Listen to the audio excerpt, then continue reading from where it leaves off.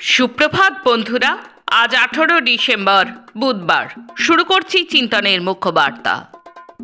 প্রথমেই আসছি আন্তর্জাতিক খবর নিয়ে।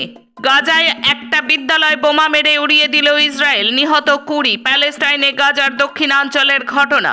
স্থানীয় ওয়াপা বার্তা সংবাদ সংস্থা জানাচ্ছে নিহতদের মধ্যে কয়েকজন শিশুও আছে। আরও জানাচ্ছে বেশ কয়েকদিন ধরে ইসরায়েলের স্থল সেনাবাহিনী বিভিন্ন এলাকায় একের পর এক হাসপাতাল এবং বিদ্যালয়গুলিকে কামানের গোলা দিয়ে গুঁড়িয়ে দিচ্ছে।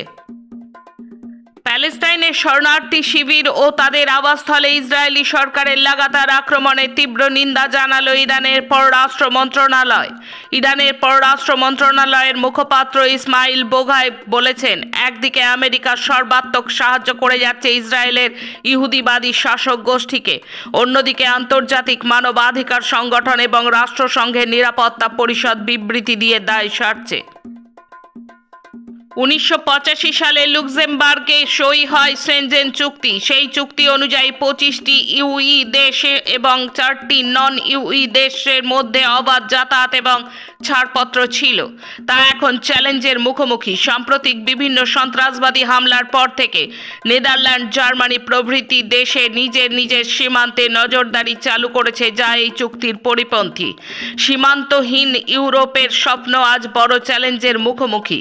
লুক্সেমবার্গের স্বরাষ্ট্রমন্ত্রী এই নজরদারির সমালোচনা করলেও অভিবাসন সমস্যাকে এর একটা বড় কারণ হিসেবে মনে করছেন। ইউক্রেনের ওপর রাসায়নিক অস্ত্র ব্যবহারের অভিযোগ উঠেছিল রাশিয়ার বিরুদ্ধে। সেই অভিযোগ অবশ্য অস্বীকার করেছিল রাশিয়া। এবার স্কুটার বিস্ফোরণে মৃত্যু হল রুশ সেনার রাসায়নিক অস্ত্র বিভাগের প্রধানের। অনুসন্ধান শুরু হয়েছে। প্যালেস্তাইন নীতি নিয়ে সমালোচনার জেরে ইসরায়েল তাদের আয়ারল্যান্ডের দূতাবাস বন্ধ করে দেওয়ার সিদ্ধান্ত নিল। ফ্রান্সের মায়োত অঞ্চলে ঘূর্ণিঝড় টিডোর তাণ্ডব, বহু মানুষের প্রাণহানির আশঙ্কা। আসছি দেশের খবরে। সংখ্যাগরিষ্ঠতার জেরে লোকসভায় পাশ হয়ে গেল বিজেপির আনা এক দেশ এক ভোট বিল। পক্ষে 269, বিপক্ষে 198 ভোট পড়ল। এই বিল সংবিধানের মূল যুক্তরাষ্ট্রীয় কাঠামোর পরিপন্থী বলে প্রবল আপত্তি জানিয়ে গেল বিরোধী সব দল। দেশের নির্বাচনী কাঠামোতে সংশোধন করার প্রস্তাব আছে এই বিলে। 2019 থেকে 2024 এই সময়কালে পশ্চিমবঙ্গ থেকে চলে গেছে 2227টি সংস্থা। রাজ্যসভায় এক প্রশ্নের উত্তরে জানালেন কেন্দ্রীয় মন্ত্রী।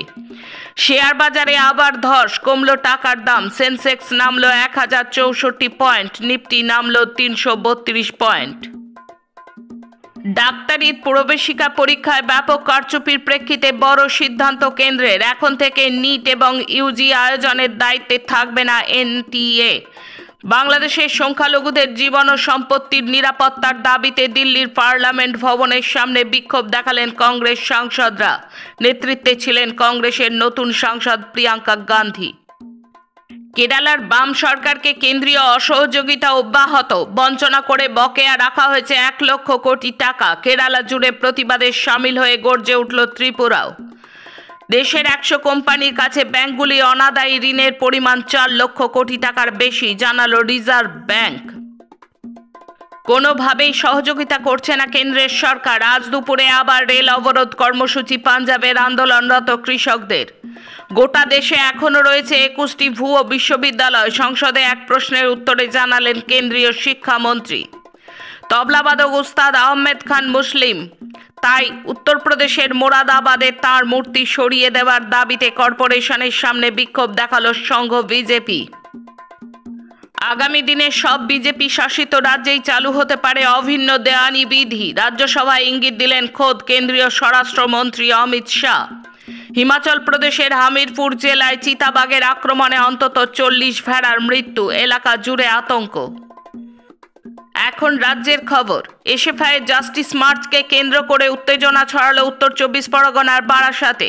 প্রথমে বচসা, তারপর হাতাহাতি হয় এসএফআই ও তৃণমূল দুই পক্ষের মধ্যে। একজন এসএফআই কর্মী আহত হয়েছেন বলে জানা গিয়েছে। 500 টাকা ঘুষ দিলেই রোগীকে ফিট সার্টিফিকেট দিতেন। কর্মক্ষেত্রে সেই ভুয়ো শংসাপত্র দেখানো হতো।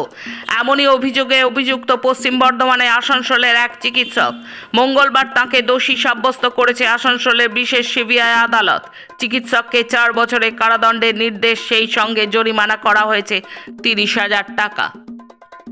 তোলাবাজির অভিযোগে অভিযুক্ত বিধাননগর পুরসভার পুর প্রতিনিধি সমরেশ চক্রবর্তী ওরফে চিন্টুর বাড়িতে নোটিশ দিল বাগুইআটি থানার পুলিশ। প্রসঙ্গত 50 লক্ষ টাকা তোলা চেয়ে পুরো টাকা না পেয়ে এক প্রমোটারকে মারধর করার অভিযোগ উঠেছে সমরেশের বিরুদ্ধে। স্বাস্থ্য পরীক্ষার পর জোকা থেকে গভীর রাতেই কালীঘাটের কাকু ওরফে সুজয় কৃষ্ণ ভদ্রকে নিয়ে যাওয়া হলো নিজাম প্যালেসে। পিএফের টাকা পাচ্ছে না চা শ্রমিকেরা, বিক্ষোভে সিআইটিইউ। পিএফের ন্যায্য পাওনা থেকে বঞ্চিত চা শ্রমিকেরা জলপাইগুড়ি রিজিওনাল পিএফ কমিশনার দপ্তরে ডেপুটেশনে। প্রশাসনের হুমকি উপেক্ষা করে নিজেদের অবস্থানে অনড় থেকে পশ্চিমবঙ্গ আইসিডিএস কর্মী সমিতির মিছিল ও ডেপুটেশন প্রদান বাঁকুড়া ও বর্ধমানে। কয়লা শিল্প বেসরকারীকরণের বিরুদ্ধে সিআইটিইউ অনুমোদিত ভারতের কলিয়ারি মজদুর সভার আহ্বানে ইসিএল জেকে নগর প্রজেক্টে শ্রমিকদের বিক্ষোভ প্রদর্শন। শেষে খেলার খবর।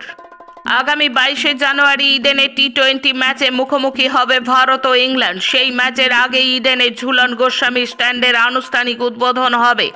একই সঙ্গে শহীদ সেনা আধিকারিক কর্নেল এনজে নায়ারের নামেও হবে স্টেডিয়ামের একটি স্ট্যান্ড। মঙ্গলবার এই জোড়া সিদ্ধান্ত আনুষ্ঠানিকভাবে ঘোষণা করল সিএবি।